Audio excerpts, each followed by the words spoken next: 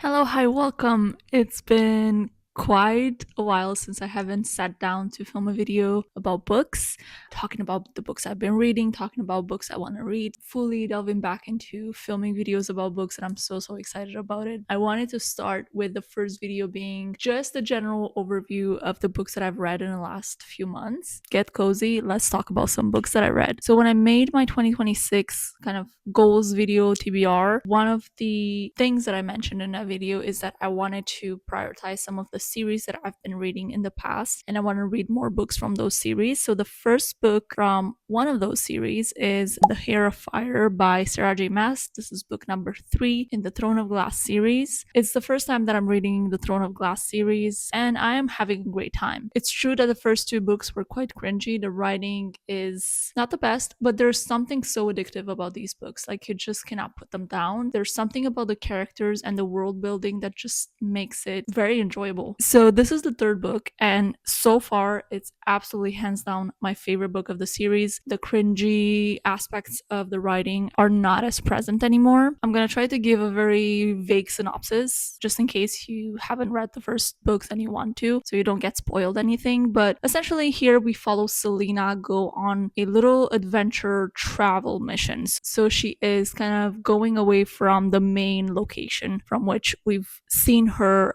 exist in the first 2 books in the series. I really like that because we get to see her evolve and just exist in different locations aside from the court of Adarlan, where we're mostly set in books 1 and 2. But aside from that, we also get introduced to new characters. Rowan, obviously. I really like Selena and Rowan's dynamic, if I can call it that. The book really expands from the first 2 books in the sense that we get to really follow different POVs, and all these POVs are kind of set in different locations in the realm. And so you get to kind of see how the pieces of the puzzle are starting to kind of slowly be put next to each other, and then obviously, it's all gonna clash in the end. It feels very Game of Thrones for that reason, and I think that's why I like this book so much, because I love Game of Thrones. I'm a huge fan. We also get to really uncover much more about the magic system in here, and to see Selena develop into that magic system. I'm trying to be as vague as possible, and it really gets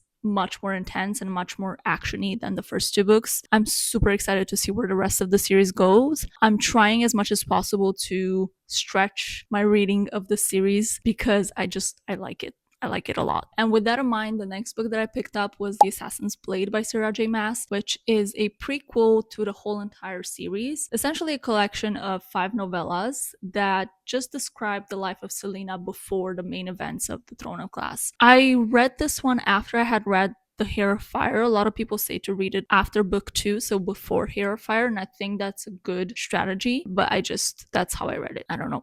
I like this one. I'm not a fan of short stories, so the little snippets in me that got bored with the story was just because it was a collection of short stories. Some stories I found were better developed than others, which also played a role in me being like, oh, I don't know about this. Overall, I enjoyed the stories. They were fun. It was fun to watch Selena exist in a new capacity, a new role. And obviously, we get to learn a lot more about her very first love, which is very much talked about in the first book, also a little bit in the second book. So we get to really uncover that whole history that happened and how things went down. It was solid. It was good. It did feel like a prequel. It did feel like an extra to the stories. And, I rather be in the main plot or the main story rather than reading that. But it was fun. It was a good read. Okay, we are moving completely to a different genre right now.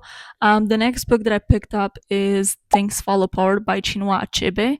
I don't know if this is considered a classic or a modern classic. This was really good. I really enjoyed it. This is a novel that is set in the late 1800s in a small village in Nigeria. And essentially, on a broader social scale, this tells the story of the European colonization of Africa. But before we even get to that part in the book is really painting a narrative and a picture of the specific town, the specific village, and its community. We are following mostly the perspective of Okonkwo, who is a very hardworking man in this community. He's someone who does not like weak people. He doesn't like people who don't want to work. He doesn't like people who are not disciplined. So he's very much this kind of manly man that does the work and is, looking out for his family. But aside from that, Achebe also shows kind of the more flawed parts of this character's personality. He's also someone who is very rough and who almost seems to put too much value on his status in their society, and that even goes to the point of putting that above all else, including his family, his children. I really, really enjoyed this very honest representation of a flawed community, if you will, or a flawed character within that community, and portraying it not as an idealistic place that doesn't have flaws. This is a community where rape happens. This is a community where killings happen. This is a community where a lot of pain and a lot of suffering is happening. And I really enjoyed reading from a perspective that was just really, it felt very honest. I think that's the best way to describe it. And despite all that, when we got to the part where the European colonization started to be more ingrained in society, it still was such a shocking and such a catastrophic event that happened to this community. Aside from the more objective praises of the book, of the fact that this is a historically important book to read, I really enjoyed reading about the communal rhythm of this village. We got to learn about the planting seasons, about the harvest festivals, all of these ritualistic and cultural aspects of this community that was so rooted in a constant kind of embrace and give and take with nature. It just made the ending of the book and that disruption of those cultural elements be so much more impactful. So I really enjoyed those passages and I learned a lot from those passages as well. Really, really solid read. Okay, let's continue with the classics. I also did a whole video reading French classics. So I read 2 French classics. And the first one was Honoré de Balzac, La Fausse Maîtresse. This is a very short novella. This book felt for me flat. I enjoyed thinking about the book after the fact and reading criticism on the book and, reading more of the historical references that the book was bringing forward. That was very interesting. From a literary perspective, yes, it's an enjoyable book to examine. But from a reading perspective, this book was just very flat. It just felt very kind of razor sharp to me. And I think that probably has a lot to do with the size of it. I was talking earlier about the short stories not being my favorite because the size of the work just doesn't allow me or give me enough time to get involved with the characters and with the story. And I think it's a very similar thing with novellas for me. But essentially, this follows a young couple who get settled in Paris. This young couple is very affluent, so I don't even remember her name. I think it's Clementine. I'm gonna call her Clementine. So it's this noble woman. She's very rich and she marries a rich Polish man and they both move in together in a beautiful hotel in Paris. We also are following alongside of them the Polish count's best friend, whose name is Paz, and this best friend actually falls in love for Clementine. The whole entire story basically follows Paz's decision to not act on his feelings and just to kind of remain silent about his feelings towards Clementine, but in a way that is weird to me.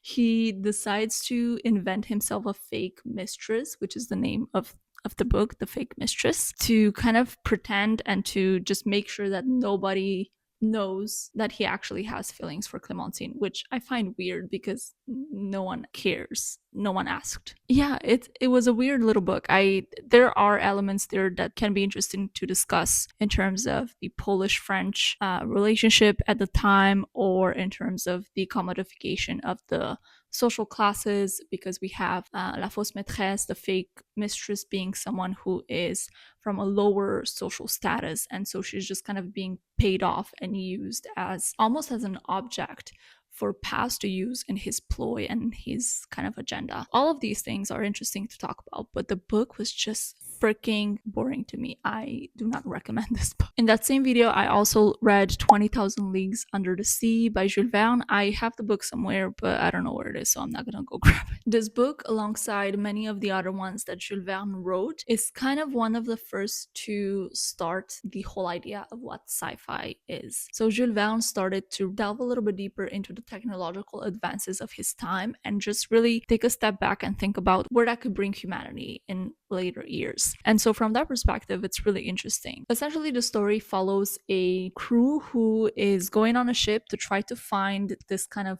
big monster that is terrorizing the sea, and no one really knows what this monster is. And so they put together a crew of various professionals. We have a naturalist, Professor Aronnax.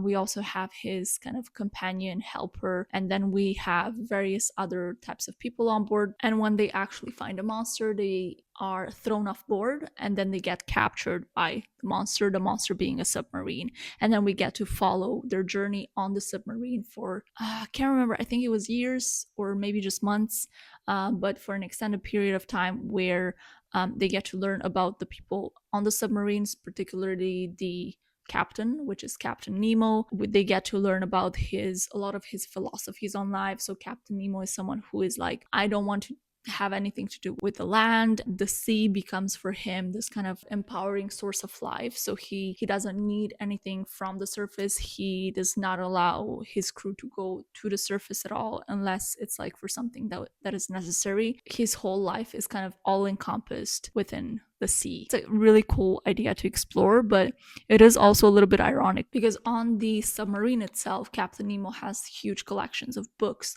and he has this beautiful library and all these beautiful pieces of art that are displayed, which are human made. They're made on land, they're not made in the sea. So there's also that ironical aspect that is really cool. From the synopsis perspective, this book should be everything that I want to read about. It seems interesting, it seems intriguing, but then when I read it, it also kind of let me down. I think my main issue with this book is that from the perspective of a contemporary reader, I'm very used to, a faster pace in books, a faster pace, more plot twists, just something to grip my attention in the book that I'm reading. I think, this is very much telling of our contemporary world, but reading a novel that goes on and on and on for pages upon pages about cataloging the sea, cataloging its creatures, talking about ocean geography, or talking about various scientific, technological elements of how is it possible for the submarine to sustain so much pressure underwater, like all of those more technical aspects. It sounds interesting to my ears, but then when I got to read it, I was actually quite bored. Something else that really pissed me off about this book is my favorite aspect of this book was Nemo's character. So he's someone who is super mysterious. We don't know exactly who he is. We don't know how he was able to amass such a huge collection of books and art, a very expensive art, how he was able to build the submarine. So who is this person, right? This sort of mysterious guy, and his character is one of the most interesting parts about the book, but the book ends in a very ambiguous way regarding his character. We don't know who he is, and I read later on the internet that his character gets uncovered in another book in the series, because it's a bigger series that he has. You don't have to read them in order, but it just kind of, it's Jules Verne's masterpiece of series of adventure. And that kind of pissed me off because I'm like, I don't want to read another book. I just want to know who he is. I have read another book from his that I really, really, really enjoyed. So I'm definitely going to pick up more from him. All right, let's move into a little bit of fantasy.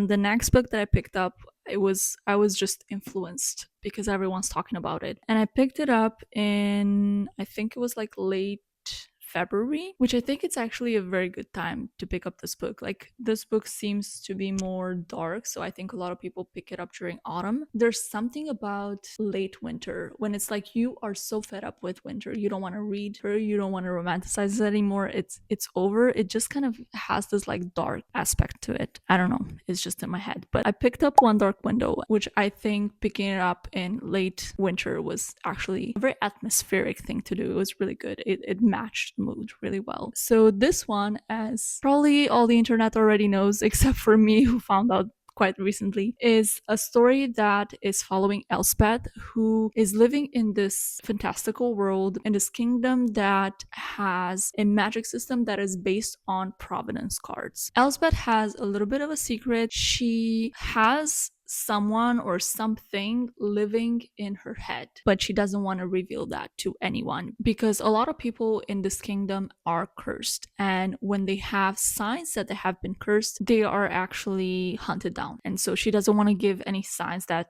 she might potentially be cursed. This nightmare, this thing is kind of helping her, but it's also someone who has some malicious intent. So it's very much a gray character in the sense that we don't know exactly what his goals are or what is he trying to achieve with Elspeth. So that's a very interesting kind of mystery aspect. I really like that idea of a virus infecting or taking a host, and then that kind of dynamic between the virus and the host is really interesting to me. We also have a little bit of a romance, which I think it's actually really well done in here. I'm not a huge fan of romance. I usually get really bored with those scenes, but I think in this book it was not overdone and it was not underdone. It was just the perfect amount, and I just really enjoyed the atmosphere of the book. I know a lot of people say this, but the atmosphere is top tier. In fact, it's kind of like a gothic fairy tale. It has feudal agricultural elements, which I really, really, really freaking loved. People's world and people's economy in this world are, very ingrained in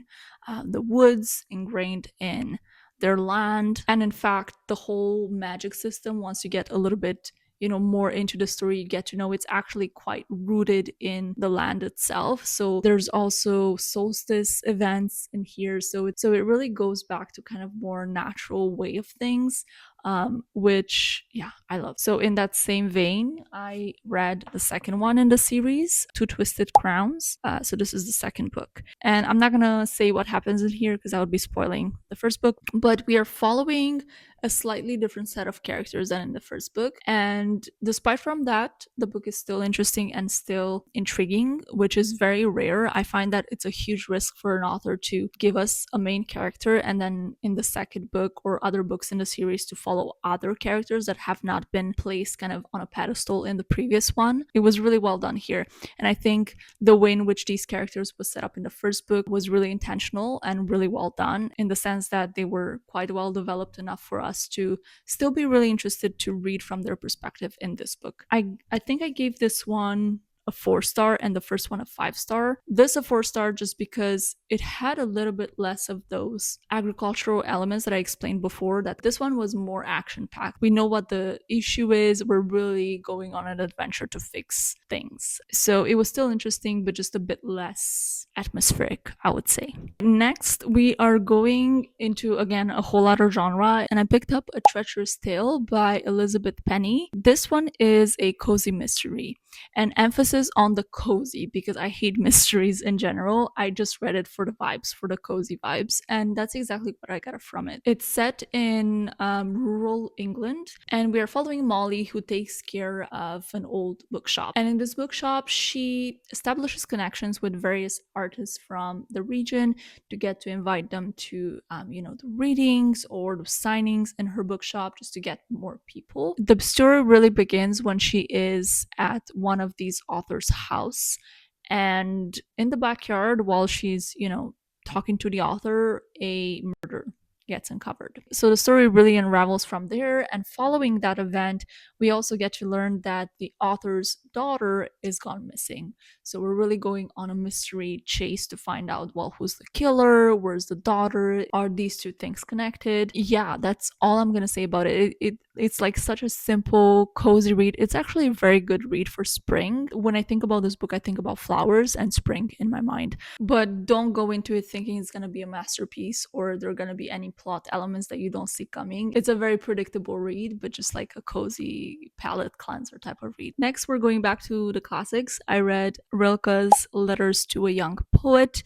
This has been on my TBR for a very long time. I wanted to get to this book, and I feel like these types of books where it's almost bordering on the philosophical, it's better to just wait for them to call you. if you know what I mean. When you're going through something and you just need that type of book to pick you back up, that's when you have to read these books. And that's when I read this book. So I think that was a really good call for me. This is a collection of letters that Rilke wrote to a young poet. This poet is reaching out to Rilke and he's asking him, hey, this is my poetry. Can you give me some advice? Can you give me some feedback on my poetry? So it's very much this kind of dynamic of a younger, inexperienced poet or artist reaching out to a more experienced and more established authority in the field. I don't really want to spoil too much because I actually want to do a whole video on my thoughts and kind of what I got from this book. But I think it's worth mentioning that in a world where we have just an abundance of self-help type books, where it's like we get this very repetitive narrative about, you know, what it means to have a good life or how can you improve or develop in various aspects of your life. It's very rare to get to read a book that makes you see things in a new light. And this is what I got from this one. So it touches on different themes. It touches on the theme of just exactly what I described earlier, that theme of like authority and, you know, looking for advice towards authority, looking for advice from an external perspective. Touches on themes such as solitude and touches on themes of time, nature. Obviously, it's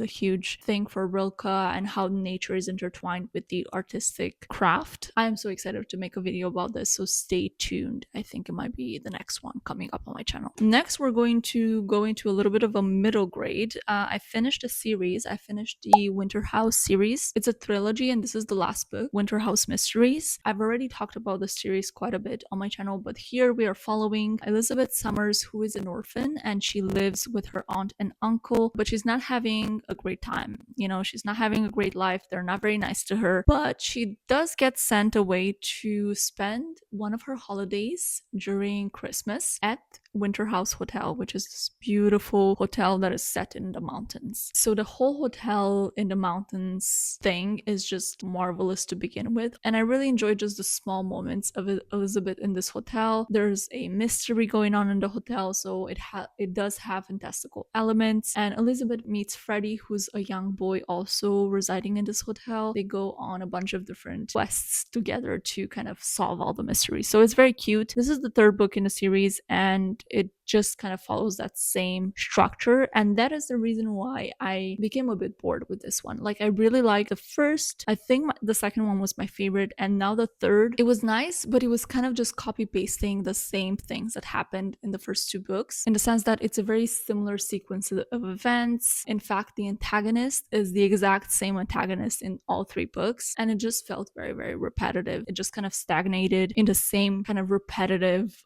plot line, and that's why it was a little bit boring. But I mean, the winter cozy hotel vibes were still there, still liked it, just was not a fan of the execution of the plot. For the last book that I finished just a couple of days ago, we're now going into sci-fi, and I read Skyward by Brandon Sanderson. I am a huge fan of Brandon Sanderson. I am making my way through his Cosmere. This, I believe, is outside Cosmere, but I wanted to read his sci-fi because he mostly writes fantasy, and I wanted to see him in a different capacity as a writer. And I have to say, I was not that impressed. I think it's also has to do with the fact that this is a young adult, so it just kind of reads as young adult and it doesn't really read as adult, which is maybe why the complexity was not there. But anyways, before I delve more into my thoughts, just to tell you briefly about this is following Spensa. We are set on a planet where humanity has been driven to escape from an alien force. We are slowly trying to rebuild humanity in very specific conditions. So a lot of people are living underground in caves because we don't want to be attacked by the aliens. We are very focused on technology and the development of air force, the development of warfare tools, obviously, so we can combat the aliens. And so Spensa is the daughter of a very prominent pilot, and pilots are kind of this very revered role and profession in this world because, again, we are mostly concerned with trying to survive and fight off the aliens. However, Spensa's father is believed to, at the very end of his life, have been a traitor to the humans. And because of that, Spensa has a really bad rap. But her dream is just to become a pilot, just like her dad. She doesn't believe her dad did anything wrong. And so she tries to enroll in pilot school. And this is kind of book one, where we get her perspective going through pilot school and all of the difficulties, challenges she has to deal with. The book just felt very flat to me, unfortunately. We follow quite the cast because, we get introduced to all of Spensa's colleagues at the pilot school, but none of them really felt like real people to me. I couldn't really feel many of the connections that were described here. Everything felt like caricature to me, and perhaps again that's because this was young adult. Maybe the complexity that I was looking for was not there because of that. I also found a lot of the book just very repetitive. This is how long is this? 500 pages, yeah. And a lot of it I found it to be quite repetitive. It's just like them being in their practices, doing a lot of simulated practices. I felt like we had to bring in different elements to make this a little bit more interesting for my taste. More slice of life, more relationship building with her own family. In fact, we only have I think 2 or 3 scenes where we get to see Spensa with her family, with her mom and grandmother. And overall, it just felt too young for me. And I don't think, unfortunately, I'm going to be continuing with this particular series from Brandon. So those were the books that I have been reading lately. I am currently thinking about my summer reads to come up because summer is here and I'm really, really excited. In fact, I've started my first summer read, and that is Anne of Ingleside by Ellen Montgomery. This is the 5th book in the Anne series. I just associate the Anne series with summer because they're just such inviting and welcoming books. And so I love to read these either during spring or summer. Thanks so much for watching this video. I'll see you in the next one. Bye.